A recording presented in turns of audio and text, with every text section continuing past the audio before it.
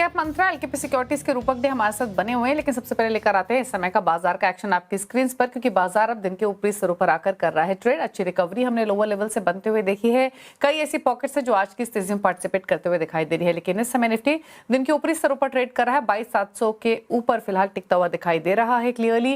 Bank Nifty Sensex में भी दिन के ऊपरी स्तरों के लेवल्स ही देखने को मिल रहे हैं और मोमेंटम जो रहा है ये, इसमें पूरा पार्टिसिपेशन बैंक्स की तरफ से ज्यादा आया है।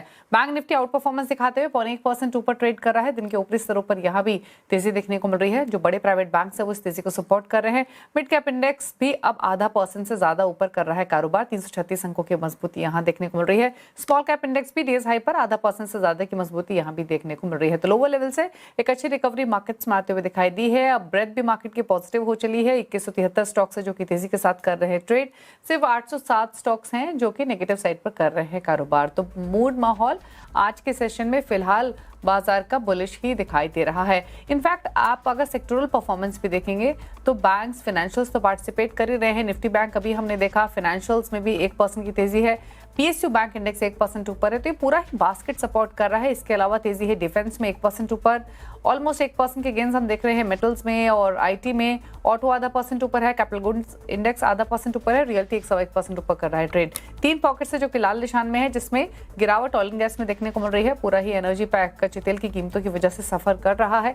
लगभग 2% का नुकसान ऑयल एंड गैस में है। एफएमसीजी फ्लैट, नेगेटिव बायस, फार्मा भी 0.5% नीचे कर रहा है कारोबार। तो ये रहा मूड माहौल मार्केट का, लेकिन ट्रेडिंग स्ट्रैटेजीज क्या हो सकती है इस पर करते हैं बातचीत। रूपक नमस्कार, स्वागत है आपका। तो बताइए पहले तो बाजार बंद होने तक निफ्टी बैंक निफ्टी पर क्या राय रहेगी, और ट्रेड लेना हो तो क्या ज्यादा कन्विक्शन निफ्टी बैंक के साथ है या कोई और सलाह? जी नमस्कार दीपाली जी। तो देखिए निफ्टी बैंक निफ्टी मुझे पॉजिटिव लग रहा है for rest of the session, क्योंकि निफ्टी में एक लोअर लेवल से एक स्ट्रॉन्ग रिकवरी आया। मुझे लगता है कि रिकवरी जो का मोमेंटम क्रिएट हुआ इंट्राडे पे वो कंटिन्यूड रहना चाहिए थ्रू आउट द सेशन। तो हायर एंड पे इमीडिएट रेजिस्टेंस जो है 22,800 ही है।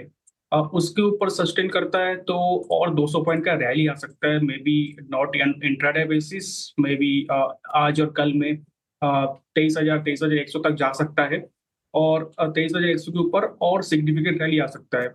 नीचे सपोर्ट हो जाएगा 22,500 की, 22,500 से लेकर 22,550 की एक सपोर्ट है। तो ओवरऑल सेंटिमेंट पॉजिटिव है, बाय ऑन डिप करना चाहिए और 22,800 के ऊपर पोजीशन ऐड कर सकते हो।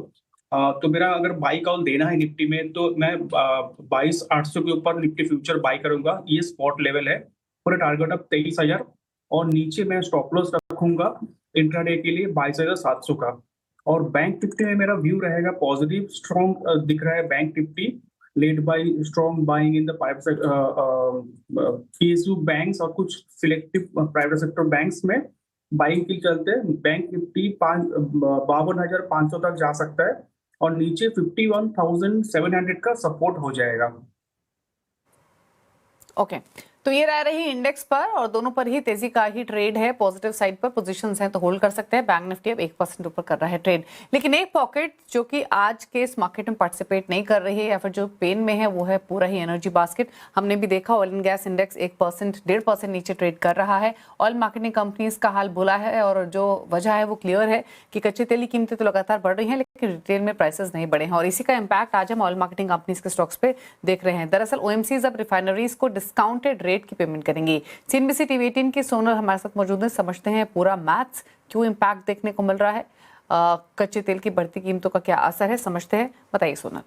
Thank you for that. अब आप याद रखिए कि ऑयल मार्केटिंग कंपनीज प्राइसेस नहीं बढ़ा पाई है। रिटेल लेवल पे अभी भी हम उतना ही पे कर रहे हैं जितना हम वॉर से पहले पे कर रहे थे।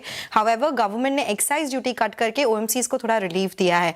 और ये भी ध्यान रखिए रिफाइनरी से लेकर मार्केटिंग सेगमेंट तक रिफाइनिंग ट्रांसफर प्राइसिंग होता है, जो कि इंटरनल बेंचमार्क है, इंटरनल प्राइसिंग है दोनों सेगमेंट्स में, जिसपे फ्यूल ऑयल ट्रांसफर किया जाता है मार्केटिंग के लिए। सो कच्चे तेल को रिफाइन करके पेट्रोल डीजल बनाया जाता है और फिर वो मार्केटिंग कंपनीज को दिया दिया जाता है जो आगे हम लोगों को बेचते हैं, इंडस्ट्रीज को बेचते हैं। ये भी ध्यान रखिए 2014 में हमने डीरेगुलेशन देखा था जहां पे गवर्नमेंट पेट्रोल डीजल की प्राइसेस नहीं डिसाइड कर रही थी, but now oil marketing companies ने ये बोला गया है रिफाइनिंग कंपनीज को कि they will decide the pricing, और अब वो ये रिफाइंड पेट्रोल और फ्यूल रिफाइनिंग कंपनीज से डिस्काउंटेड प्राइस पे लेंगे और 60 रुपए प्रति लीटर का डिस्काउंट ऐसा रिपोर्ट किया गया है। कोई ऑफिशियल नोटिफिकेशन नहीं आया है, बट ये बात बहुत टाइम से चल रही है जब से वेस्ट एशिया वॉर चालू हुआ है, क्योंकि आप याद रखिए मिनिस्ट्री ऑफ पेट्रोलियम ने भी ये कहा था कि ऑयल मार्केटिंग कंपनीज पेट्रोल पे 24 रुपए का लॉस बना रही है और डीजल पे ऑलमोस्ट 105 रुपए का लॉस बना रही है। तो एक बहुत बड़ा लॉस है, बड़ा अंडर रिकवरी है जो इनके बुक्स ऑफ अकाउंट्स में जा रहा है,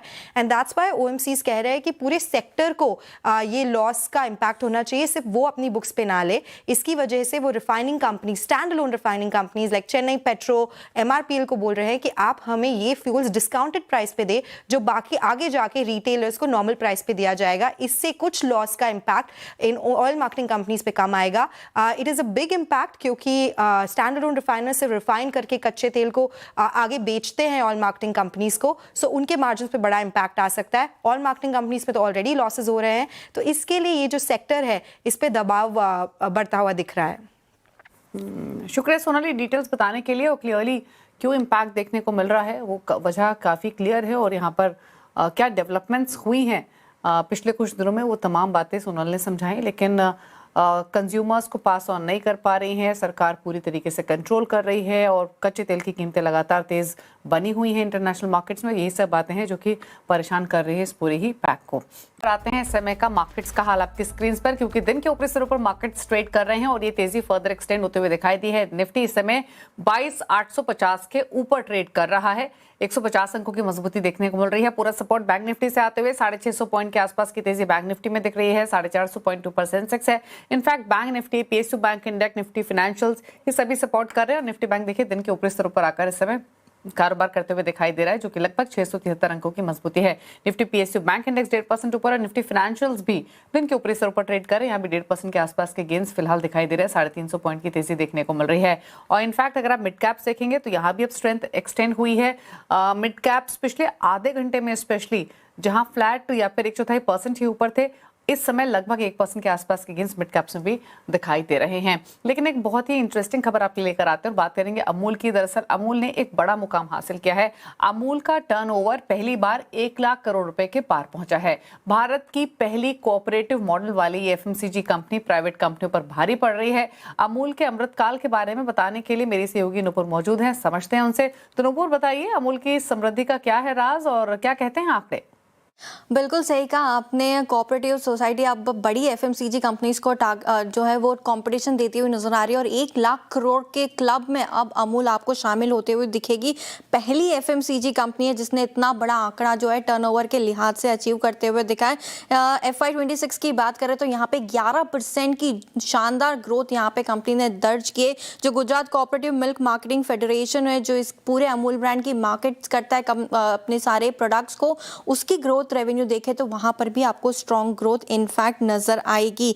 कोऑपरेटिव मॉडल प्राइवेट कंपनीज पर जो है वो लगातार भारी पड़ते हुए नजर आ रहा है, और इनफैक्ट जो Gujarat cooperative bank cooperative milk marketing federation है उसने पिछले साल करीबन 65,900 करोड़ के रेवेन्यू दर्ज किए थे, और वही इस साल बढ़ के 73,450 करोड़ पहुंचते हुए दिखे। और पूरे ब्रांड की वैल्यू देखे तो 1 लाख करोड़ के पार आपको जाती हुई दिखेगी। एफएमसीजी कंपनीज की अगर आप पूरी रेवेन्यू पाइपलाइन देखे, पूरा रेवेन्यू स्ट्रक्चर देखे तो अमूल आपको सबसे ऊपर दिखेगा, 1 लाख से ज्यादा का रेवेन्यू यहाँ पे आते हुए दिखा है। इनफैक्ट दूसरी जो कंपनीज है AWL एग्री 63,000, हिंदुस्तान यूनिलीवर की बात करें तो 60,000 करोड़, पतंजलि फूड्स देखे तो सिर्फ 33,000 करोड़, ITC जिसका FMCG एक बड़ा भाग है वो पे वहां पर भी आपको 22,000 करोड़ के ही रेवेन्यू नजर आएंगे। तो सबसे बड़ी कंपनी आज की तारीख में FMCG के लिहाज से अमूल ही आपको दिखेगी। अब इस ताकत का राज क्या है, क्योंकि कोऑपरेटिव हाउसिंग सोसाइटी कोऑपरेटिंग के बेसिस पे चलती है, तो तो 36 लाख किसान यहाँ पे जुड़े हुए हैं। करीबन 3 करोड़ लीटर दूध यहाँ पे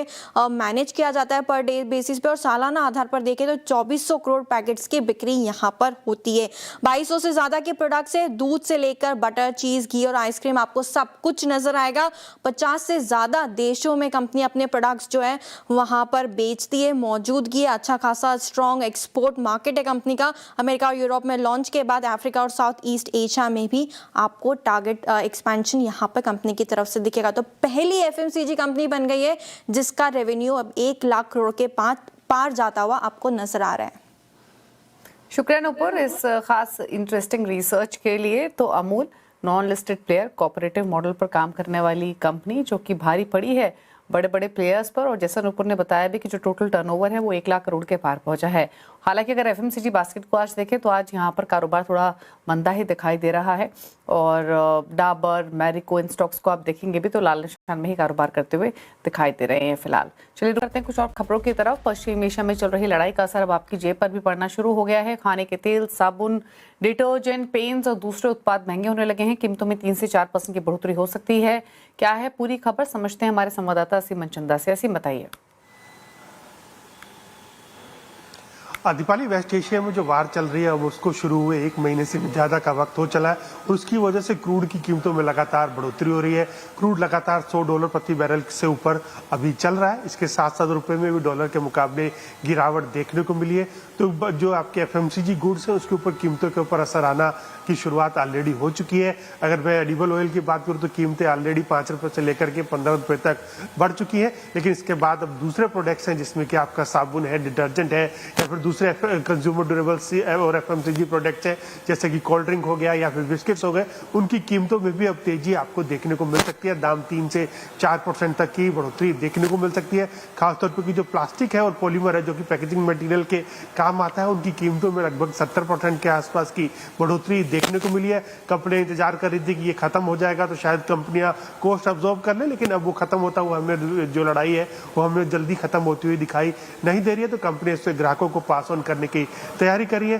दरअसल होता क्या है, कंपनियां दाम एकदम से नहीं बढ़ाती हैं, कंपनियां वजन कम करने की शुरुआत कर देती हैं। धीरे धीरे पैकेज का जो वजन है उसको कम कर देती है। तो कंपनियों ने ऑलरेडी वो करने की शुरुआत भी कर दी है।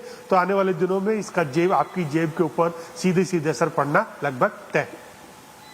तो यानी एफएमसीजी या फिर कंज्यूमर ड्यूरेबल्स जो हैं वो आगे जाते हुए महंगे हो सकते हैं। क्वांटिटी कम हो सकती है सिमिलर प्राइस पर, लेकिन जो महंगाई बढ़ने का डर था वो फाइनली अब कंज्यूमर्स की जेब पर पड़ता हुआ दिखाई देगा। शुक्रिया आसिम में डिटेल्स बताने के लिए।